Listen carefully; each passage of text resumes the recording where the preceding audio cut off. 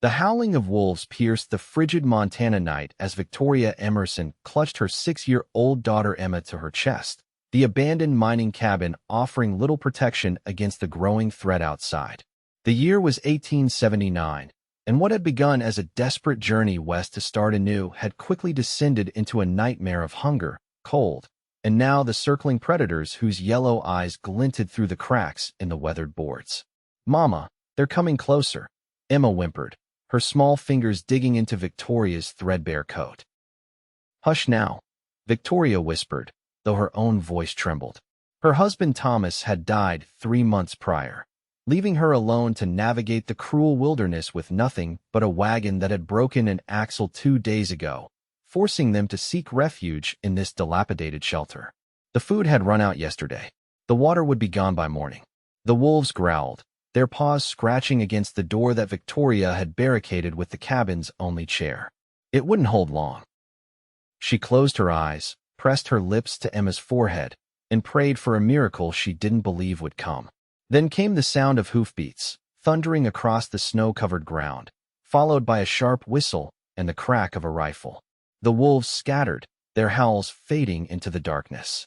Victoria held her breath as heavy boots crunched toward the door. "Hello in there," called a deep voice. "You folks all right?" Victoria clutched the small knife hidden in her skirt pocket. "Who are you?" she demanded, trying to sound braver than she felt. "Name's Dawson Quinn, madam. I mean you no harm. Saw your smoke earlier today and noticed wolf tracks circling back. Thought someone might need help." Victoria hesitated, weighing her options. Stay and face the wolves when they returned, or trust this stranger. "Mama, I'm scared," Emma whispered. "I've got food and supplies," the man called through the door. "And my camp's not far. Safer than here with that pack circling." With trembling hands, Victoria moved the chair and cracked open the door. Standing before her was a tall man silhouetted against the moonlit snow. His broad shoulders were draped in a worn leather coat, a rifle resting comfortably in his hands. The brim of his hat was pulled low, but she could make out a strong jaw covered in several days' worth of stubble. "Madam," he said, tipping his hat. His eyes widened slightly at the sight of Emma peeking out from behind her mother's skirts. "Didn't realize there was a little one." "We're fine," Victoria said automatically, the lie transparent even to her own ears. Dawson Quinn's eyes, a startling blue even in the dim light, swept over the barren cabin and back to her face. "Begging your pardon, but you don't look fine. Those wolves will be back within the hour, and that door won't hold." As if to confirm his words, a howl rose in the distance. Emma whimpered. "My camp is 2 miles east," he continued. "Got a good fire, coffee, and stew. You're welcome to it for the night. Tomorrow, I can help you get wherever you're headed." Victoria swallowed hard. "We don't have anywhere to go." Something changed in the man's expression, a softening around the eyes. "Then I reckon you'll stay with me until you figure it out." He crouched down to Emma's level. "What's your name, little lady?" "Emma," she whispered. "Well, Miss Emma, do you like horses? I've got a fine mare named Penny who loves making new friends." Emma nodded, a small smile breaking through her fear. Dawson straightened. "I've got a pack horse for your belongings. Can't be much in this place, but whatever you need." "We don't have much," Victoria admitted. "Just a trunk with clothes and some keepsakes." Within minutes, they had loaded Victoria's trunk onto Dawson's pack horse. He lifted Emma onto his saddle, then offered his hand to Victoria. She hesitated only briefly before accepting his help, settling behind him on the horse. His body was warm against the bitter cold, and despite her misgivings, she found herself grateful for his solid presence. As they rode away from the cabin, the wolves' howls growing distant, Dawson glanced over his shoulder. "You folks have names?" "Victoria Emmerson. This is my daughter, Emma. Pleased to meet you both, though I wish it were under better circumstances." He paused, then added with quiet conviction, "Don't you worry now. You're my family until you decide otherwise." Victoria stiffened at his words, but Emma relaxed against him, already trusting this stranger who had appeared like an answer to their desperate prayers. Dawson's camp was nestled in a small clearing protected by a rocky outcropping. A canvas tent stood near a crackling fire, and the promised stew bubbled in a pot hanging above the flames. He helped them dismount, settled them by the fire, and went about tending to the horses. Emma watched him with curious eyes. "Mama, is he an angel?" she whispered. Victoria smiled despite herself. "No, sweetheart. Just a kind man." "My papa was kind," Emma said softly, "before he got sick." Victoria stroked her daughter's hair, trying to push away the memories of Thomas coughing blood, his body wasting away from consumption. "Yes, he was." Dawson returned with 10 cups of coffee for Victoria and milk for Emma, along with bowls of stew that steamed in the cold air. "It's not fancy, but it's filling," he said, settling across from them. Victoria took a spoonful and nearly moaned at the rich taste. How long had it been since they'd had a proper meal? "Thank you," she said, genuine gratitude in her voice. "You saved our lives tonight." He shrugged, looking almost embarrassed. "Anyone would have done the same." "No," Victoria said, "they wouldn't have." They ate in companionable silence, the only sounds the crackling fire and distant night creatures.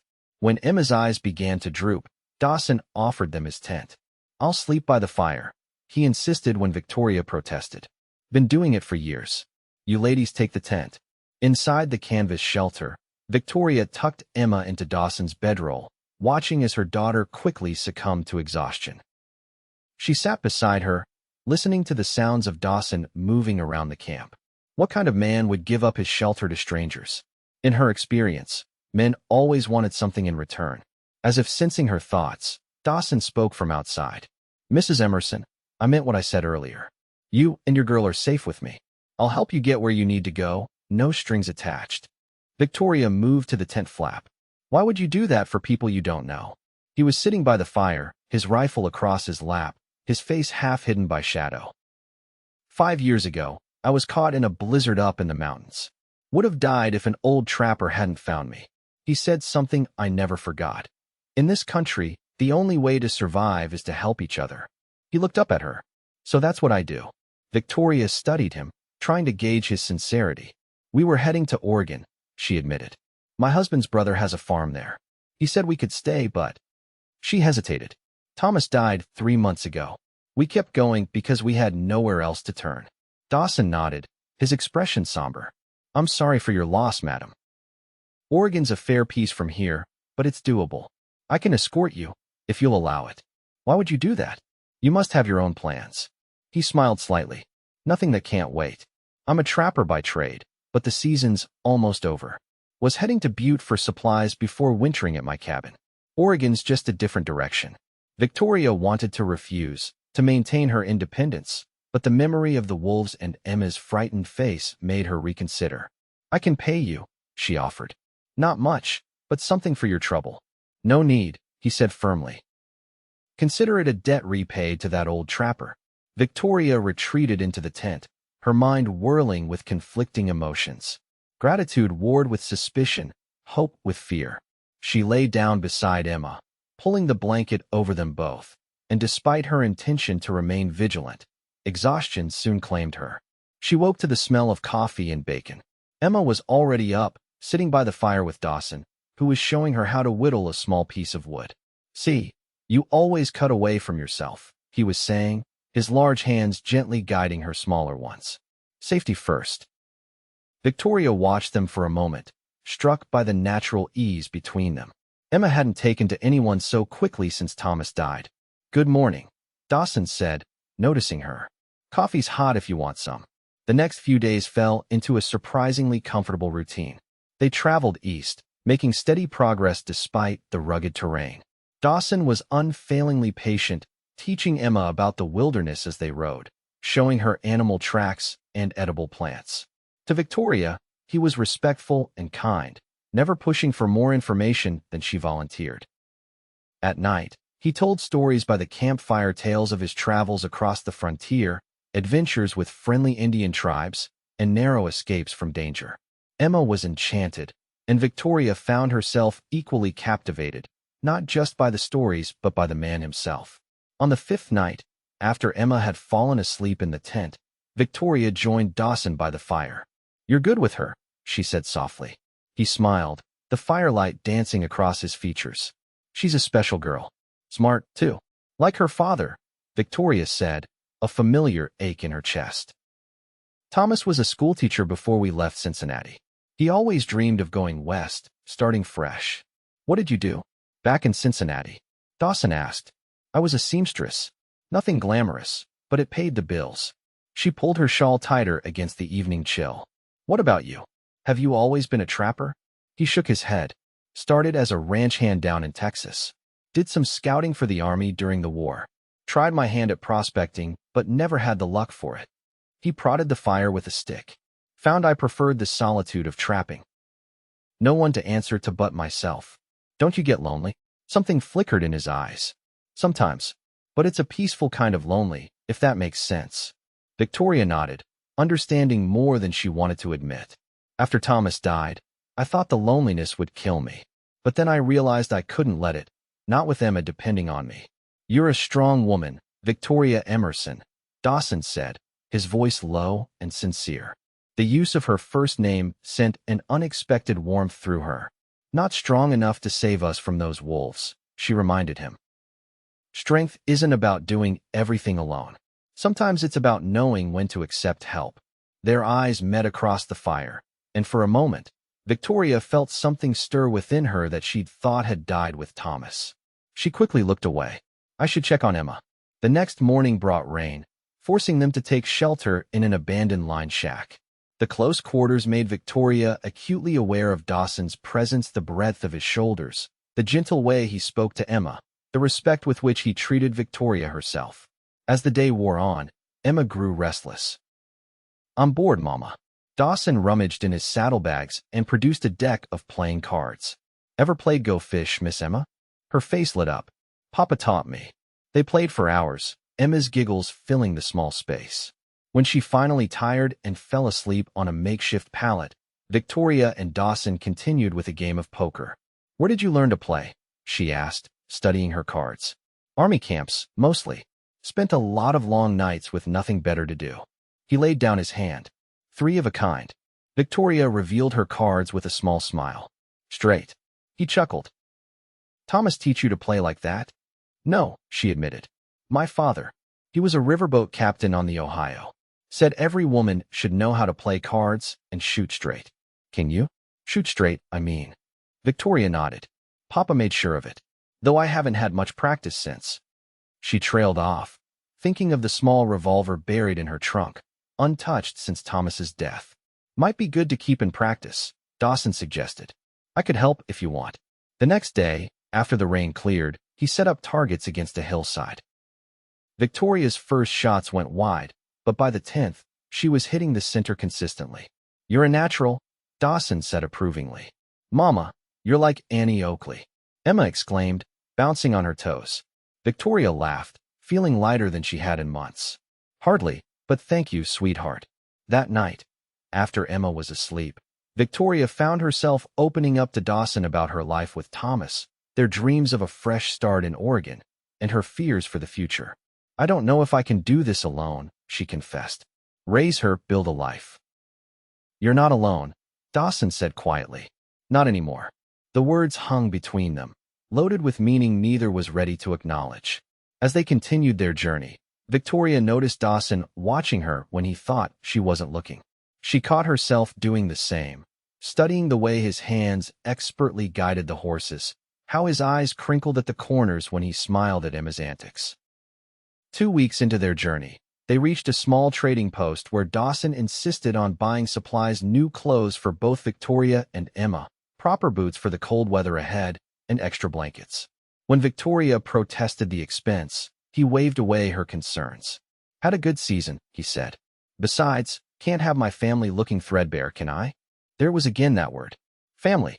Each time he said it, it felt less like a casual expression and more like a promise. That night, camped near a small creek, Emma asked the question Victoria had been dreading. Mr. Dawson, are you going to be my new papa? The silence that followed was deafening. Victoria felt her cheeks burn as Dawson carefully set down his coffee cup.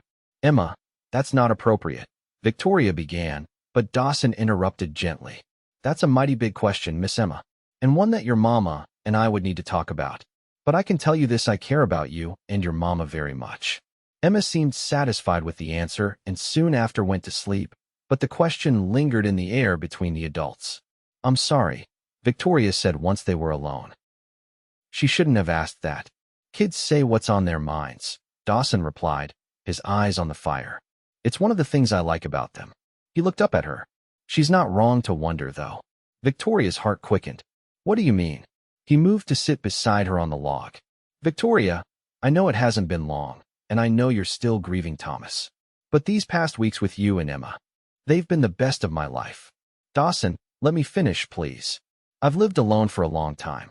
Told myself I preferred it that way. But now I know that wasn't true. I was just waiting for something I didn't even know I needed until I found you too. Victoria felt tears welling in her eyes. You can't mean that. You barely know us. I know enough, he said firmly. I know you're brave and strong, and that you love your daughter more than life itself. I know Emma is smart and kind and has her mother's spirit. And I know that the thought of reaching Oregon and saying goodbye to you both tears me apart. A tear slipped down Victoria's cheek. I don't know what to say. You don't have to say anything now. Just think about it. About us, together. A real family. That night, Victoria lay awake in the tent, her mind racing. Could she love again? Did she already? The feeling in her chest when Dawson smiled at her, the security she felt in his presence, the way Emma had bloomed under his attention, it all pointed to something she hadn't dared hope for. The next morning, a fork in the trail presented a choice. Continue east toward Oregon or turn north, toward Dawson's cabin in the mountains. Which way, Mrs. Emmerson? Dawson asked, his expression carefully neutral. Victoria looked at Emma, who was watching them both with hopeful eyes. Then she looked at Dawson, this man who had saved them from wolves and shown them nothing but kindness and respect. I think, she said slowly, that we should see this cabin of yours before winter sets in. The smile that broke across his face was like the sun emerging from clouds. It's not much, but it's sturdy. Built it myself 5 years back. Is it far? Emma asked. 3 days' ride, Dawson told her. It's in a pretty valley with a stream full of trout. And there's a wild apple tree nearby that should be bearing fruit right about now. As they turned north, Victoria felt a weight lift from her shoulders. They weren't committing to forever, not yet. But they were choosing a path together, and for now, that was enough. The journey to Dawson's cabin took them through some of the most beautiful country Victoria had ever seen. Towering pines, crystal-clear streams, and meadows bursting with late summer wildflowers. Emma collected bouquets, which Dawson patiently helped her press between the pages of his worn Bible. On the afternoon of the third day, they crested a ridge, and Dawson pointed to a valley below. There it is. Home. The cabin sat nestled against a backdrop of pine-covered hills, a thin column of smoke rising from the stone chimney. Someone's there, Victoria said, alarmed. Dawson nodded. That'll be Joseph, a Arapaho fellow who watches the place when I'm gone. Good man. As they approached, a weathered man with long gray streaked hair emerged from the cabin. He raised a hand in greeting, his face breaking into a smile when he recognized Dawson. Quinn, thought you might have gotten yourself killed this time, he called. Not yet, old friend, Dawson replied, dismounting. Joseph, I'd like you to meet Victoria and Emma Emmerson. Joseph's eyes widened slightly as he took in the woman and child, but he recovered quickly, offering a respectful nod. Madam, little one, welcome. Joseph's been keeping an eye on things, Dawson explained. Make sure the roof doesn't leak and the bears don't move in. Speaking of which, Joseph said, you've got company in the root cellar. Mama Bear and 2 cubs helped themselves to your preserved apples. Cleared out most of your stores. Dawson sighed. Well, good thing we brought supplies. He turned to Victoria. Let's get you 2 settled inside. The cabin was larger than Victoria had expected, with 2 rooms separated by a sturdy wall. The main room housed a stone fireplace, a rough-hewn table with chairs, and shelves stocked with books, tools, and supplies. The second room contained a bed and a small trunk. It's not much, Dawson said, looking suddenly uncertain. But it's warm in winter and cool in summer. It's wonderful, Victoria said honestly. After weeks on the trail and months of uncertainty before that, the solid walls and roof felt like luxury. Joseph stayed for dinner, sharing stories of his years with Dawson. Victoria learned that they had met during Dawson's Army days, when Joseph had served as a scout. Their friendship had endured long after Dawson left military service. This one, Joseph said, gesturing to Dawson, pulled me from a river during a flash flood. Nearly drowned himself doing it. He smiled at Victoria. He has a habit of rescuing people. After Joseph departed, promising to return with his wife to welcome them properly, Dawson showed them the creek where he collected water, the shed where he cured hides and meat, and the small garden plot where he grew vegetables during the warmer months. "We'll need to lay in more supplies for winter," he said. "But we've got time. First snow doesn't usually hit until late October." That night, after they had put Emma to bed on a pallet near the fireplace, Victoria and Dawson sat together on the porch, watching the stars emerge. "Do you think she'll be happy here?" Victoria asked softly. "I hope so," Dawson replied. "Kids are adaptable, and there's plenty to learn and explore." He hesitated. "What about you?" Victoria turned to face him. "I think I could be. Happy, I mean." She took a deep breath. "Dawson, when you found us, when you said we were your family now, did you mean it?" His eyes, reflecting the starlight, held hers steadily. Every word. "I'm still not sure what this is between us," Victoria admitted. "But I want to find out." Slowly, giving her every chance to pull away, Dawson leaned forward and brushed his lips against hers. The kiss was gentle, questioning, and when he began to withdraw, Victoria followed, deepening the connection. His arms came around her, strong and secure, and for the first time since Thomas's death, she felt truly safe. When they finally broke apart, Dawson rested his forehead against hers. "I've been wanting to do that since the day I found you." Victoria smiled. "Why did you wait so long?" "Wanted to be sure you were ready." That we both were. The weeks that followed were filled with preparations for winter. Dawson taught Victoria and Emma how to fish in the creek, how to identify edible plants, and how to preserve meat for the cold months ahead. Victoria, in turn, used her sewing skills to mend Dawson's clothes and make new ones for all of them from the fabric they'd purchased. Emma thrived in their new home, following Dawson like a shadow as he worked around the property. He taught her to ride his gentle mare Penny, built her a swing on the sturdiest branch of the apple tree, and read to her each night from his collection of books. Joseph and his wife, Morning Bird, became regular visitors, bringing gifts of beadwork and woven blankets. Morning Bird taught Victoria traditional remedies and recipes, while Joseph took Dawson hunting for the winter's meat supply. As the days grew shorter and the nights colder, the bond between Victoria and Dawson strengthened. They spoke of their pasts, their losses, and their hopes. Victoria told him about Thomas's final days, how he had made her promise to find happiness again. Dawson shared the story of his parents' deaths in a cholera epidemic when he was 16, and his years of drifting before finding purpose as a trapper. On the first night of the first snowfall, with Emma asleep in the small bedroom they had prepared for her, Dawson took Victoria's hands in his as they sat before the fire. "Victoria Emmerson, I know we haven't known each other long by most folks' reckoning, but I feel like I've been waiting for you my whole life." He reached into his pocket and pulled out a simple gold band. "This was my mother's. I've carried it with me all these years, waiting for the right person to give it to." He met her eyes. "Will you marry me? Be my wife. Let me be Emma's father in truth as well as in heart." Tears filled Victoria's eyes as she nodded. "Yes," she whispered. "Yes, I will." They were married 2 weeks later, with Joseph acting as witness and officiator, having been granted authority by the territorial government.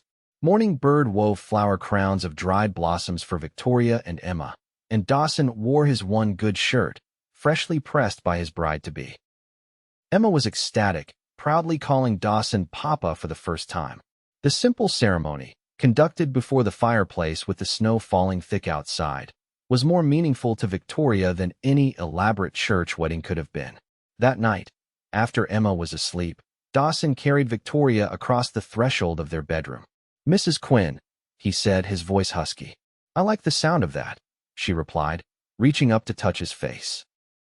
Their coming together was tender and passionate, a culmination of the love that had grown between them since that fateful night when wolves had threatened and a stranger had become their savior. Winter passed in a cocoon of warmth and love. They established routines and traditions, read books aloud during snowstorms, and taught Emma together. Victoria discovered a talent for carving that matched her skill with a needle, creating small animal figures that delighted her daughter. Spring brought renewal in more ways than one. As the snow melted and the first green shoots appeared, Victoria shared her suspicion with Dawson. She was expecting a child. His response was to lift her off her feet and spin her around, his face alight with joy. "A baby," he said in wonder. "Our baby." Emma was equally thrilled at the prospect of becoming a big sister. She accompanied Victoria on walks to gather spring herbs, chattering about all the things she would teach the new baby. In late autumn, as the leaves turned gold and crimson, Victoria gave birth to a son they named Thomas Dawson Quinn. He had his father's blue eyes and his mother's determined spirit. On the night of Thomas's christening, performed by Joseph with the entire extended family present, Dawson found Victoria on the porch, gazing at the stars with their son cradled in her arms. "Penny for your thoughts," he said, wrapping an arm around her shoulders.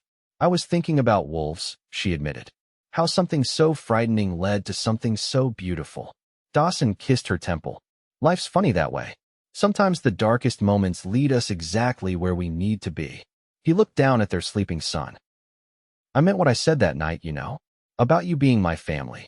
Victoria leaned into his embrace. "I know, and you were right." She turned her face up to his. "We are your family, now and always." As if in distant acknowledgement, a wolf howled somewhere in the mountains, the sound carrying on the clear autumn air. But this time, Victoria felt no fear, only gratitude for the strange twist of fate that had brought them together and the love that had made them a family.